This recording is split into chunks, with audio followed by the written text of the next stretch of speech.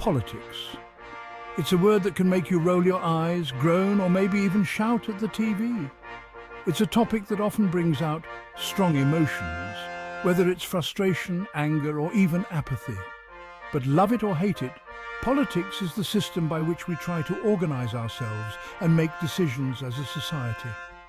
It's the framework that allows us to come together and address the issues that affect us all.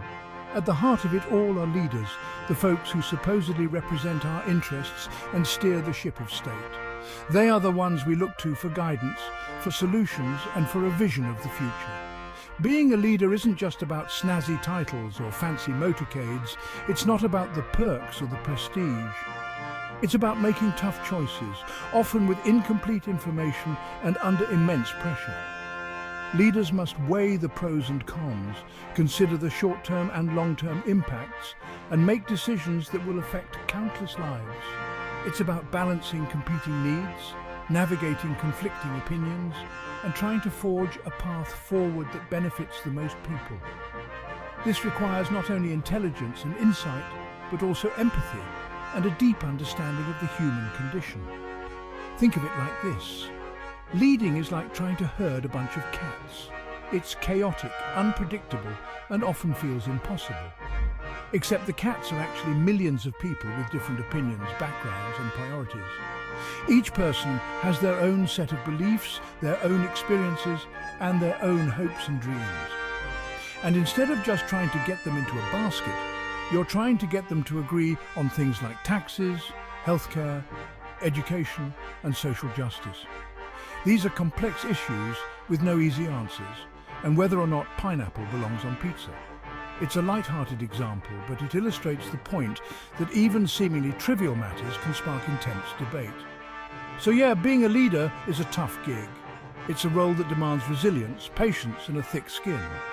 But when done well, with integrity and a genuine desire to serve, it can make a real difference in the lives of millions.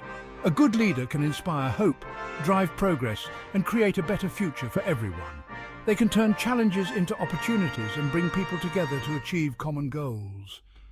Leadership is not just about holding a position of power. It's about using that power responsibly and ethically. It's about being a servant to the people, listening to their needs and working tirelessly to meet them. True leadership is about making the world a better place, one decision at a time. Humans have been organizing themselves under some form of leadership for as long as we've been around.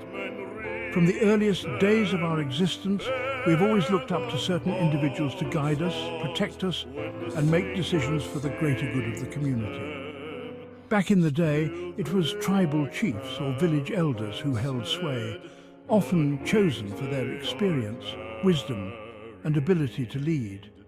These leaders made decisions based on tradition, wisdom, and the collective needs of their people, and maybe the occasional woolly mammoth hunt. Their leadership was crucial for survival, ensuring that the community thrived and faced challenges together. Fast forward a few thousand years and things have gotten a bit more complicated. We've got presidents elected through democratic processes, prime ministers, senators, and a myriad of other political figures. Parliaments, you name it, we've got a political system for it. Each system has its own unique way of governing and addressing the needs of its people. The internet and social media have created a whole new playing field where leaders can connect directly with citizens, share their views instantly, and also get endlessly memed.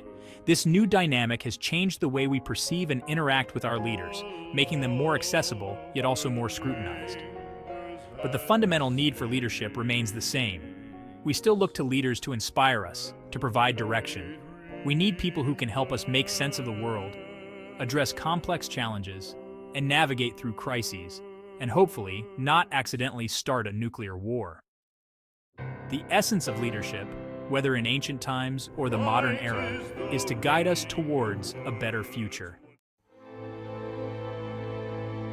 One of the biggest challenges facing leaders today is the growing gap between the rich and the poor. This divide is not just a statistic. It's a reality that affects millions of lives every day. It's a tale as old as time. Those with the most money and resources often wield the most power.